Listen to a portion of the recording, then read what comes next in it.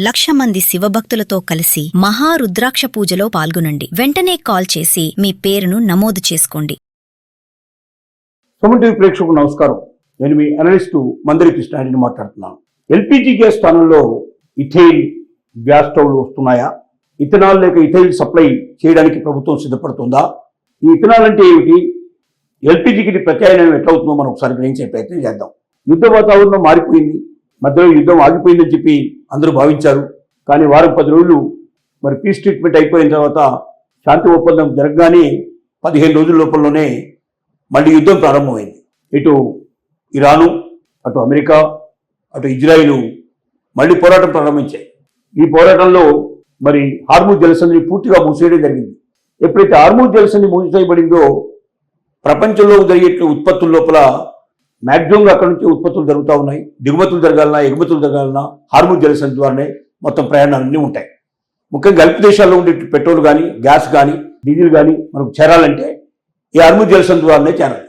Hormuz జలసంధి లోపల మరి ఇరాను వేరే షిప్పుల్ని వదిలిపెట్టేందుకు సిద్ధంగా లేదు. వాటి మీద బాంబింగ్ కూడా చేస్తోంది. చాలా నౌకలు దెబ్బతిన్నాయి.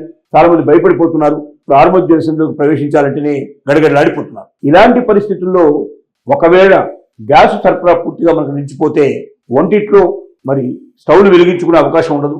మహిళలు చాలా ఇబ్బంది పడిపోతారు. కట్టెల పొయ్యిలు పెట్టడానికి సిటీలో ఉండేటువంటి ఇళ్ళు అనుగుణంగా ఉండవు.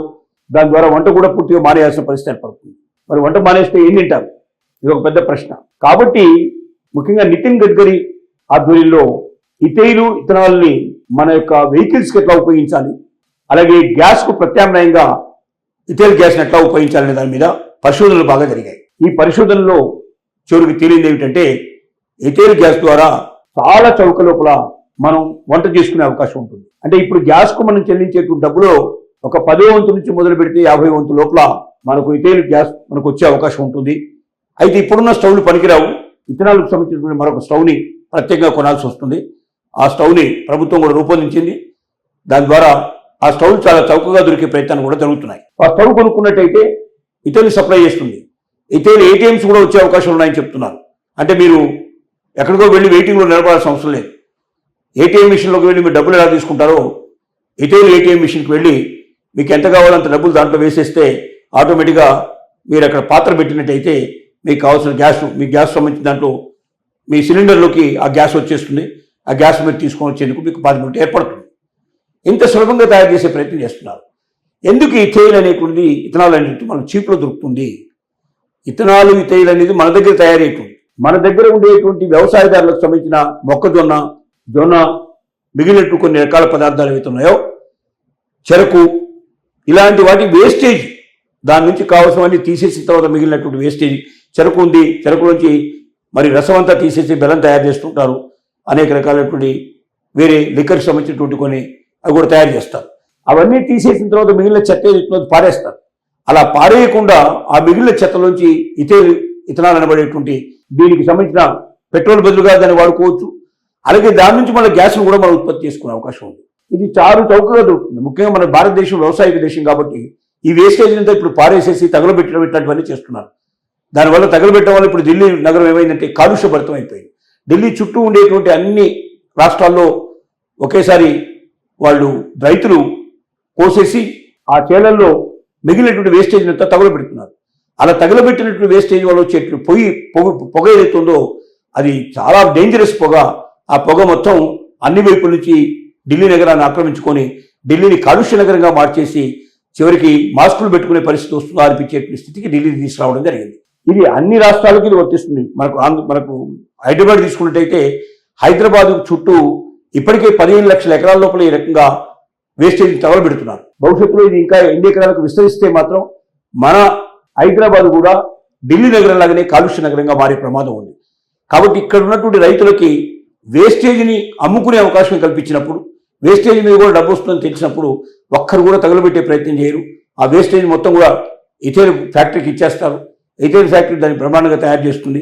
ఒకవైపు గ్యాస్ చేసే అవకాశం ఉంది, ఇంకోవైపున పెట్రోలు డీజిల్కు ప్రత్యామ్నాయంగా కూడా రూపొందే అవకాశం ఉంటుంది. తద్వారా వెహికల్స్ నడుస్తాయి చాలా తక్కువ కాస్ట్లో. రెండోది మనకు గ్యాస్ కూడా చాలా చీప్గా దొరుకుతుంది. మూడోది ఏంటంటే అతిపెద్ద ప్రారంభం మనకు ఉన్నది విదేశీ మార్కెట్. ఈ విదేశాలకు ఇవాళ మనం విదేశాల మీద ఆధారపడి గల్ఫ్ దేశాల నుంచి ఇతర దేశాల నుంచి మనం గ్యాస్ని పెట్రోల్ని దిగుమతి చేసుకోవడం వల్ల అత్యధికమైన డబ్బు మన దేశంలో మనం విదేశీ మార్గద్రవ్య రూపం లోపల వీటి కోసమే కడుతున్నాం. ఇది కోటాను కోట్ల రూపాయలు పే చేస్తున్నాం. ఇంత డబ్బు మనం విదేశీ మార్గద్రవ్యం పోవడం వల్ల మన దేశం యొక్క రూపాయి వాల్యూ రోజులకు పడిపోతుంది, పతనమైపోయే పరిస్థితి పడుతుంది. కాబట్టి మన దేశంలోనే ఇథనాల్ ద్వారా మనము ఇళ్లలో ఉండేటువంటి గ్యాస్ కొరత తీర్చేసుకొని దాంతోపాటు మన వెహికల్స్ నడపడానికి కావాల్సినటువంటి ఇంధన కొరత మనం తీర్చేసుకోగలిగితే మనకు విదేశీ మార్గద్రవ్యం చాలా మిగలటమే కాదు, ఇవాళ దాదాపుగా 100 రూపాయలు పైగా మనం కొంటున్న పెట్రోలు 50 రూపాయల లోపల వచ్చే అవకాశం మనకు ఇథనాల్ వల్ల ఇథైల్ వల్ల దొరుకుతుంది. అలాగే గ్యాస్ మనకి ఇవాళ సుమారుగా 1000 రూపాయలు దొరికేటువంటి గ్యాసు మనకు 300 నుంచి 500 రూపాయల లోపలనే, ఇంకా అంతకన్నా తక్కువ రేట్లోనే మనకు ఇథైల్ దొరికే అవకాశం ఉంది. కాబట్టి ఇథైల్ లేదా ఇథనాల్ అనబడేటువంటి ఈ యొక్క వాయువుని లేదా దీని ద్రవాన్ని మనం ఒడిసిపట్టే అవకాశం ఉంది. దేశం లోపల కొన్ని వేల ఫ్యాక్టరీలు తయారయ్యే అవకాశం ఉంది.